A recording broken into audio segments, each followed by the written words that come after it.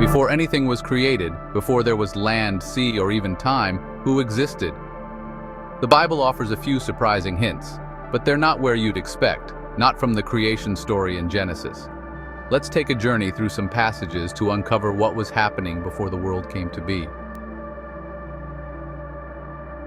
First, let's dive into Proverbs chapter 8, verses 22 to 31. This passage gives us a glimpse of something fascinating. The Lord brought me forth as the first of his works before his deeds of old. I was formed long ages ago at the very beginning when the world came to be.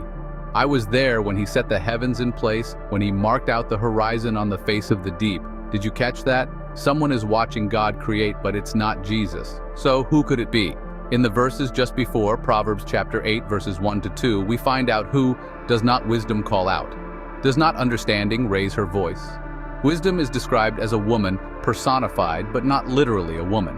It's a poetic way of saying that wisdom existed before anything else. Before mountains, seas, and skies, God's wisdom was there, witnessing it all. But who else was there? Let's jump to the book of Job. In Job chapter 38, verses 4 to 7, God himself asks Job, "Where were you when I laid the earth's foundation? Who stretched a measuring line across it? On what were its footings set? While the morning stars sang together and all the angels shouted for joy." Here's the surprise: angels. Angels were there, cheering as God brought the universe into being. Many people don't realize that angels were created before humans, and they watched as God shaped the world. Imagine them, full of awe and wonder as the universe unfolded before their eyes. Now what about Jesus? John chapter 1, verses 1 through 3, give us a powerful insight. "In the beginning was the Word, and the Word was with God, and the Word was God. Through him all things were made. Without him nothing was made that has been made."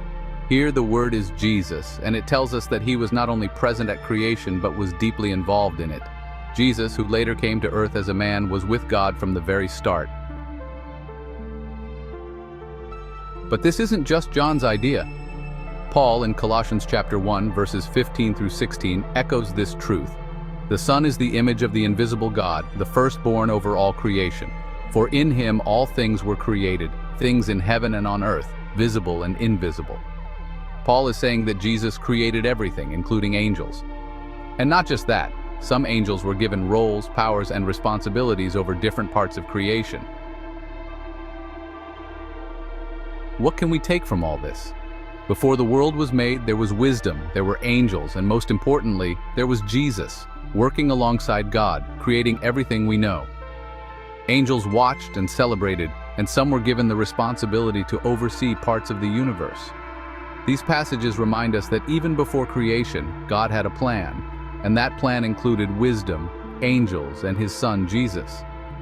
So as we marvel at the vastness of the universe, we can know that long before it existed, wisdom, angels, and Jesus were there, part of the grand design that brought everything into being.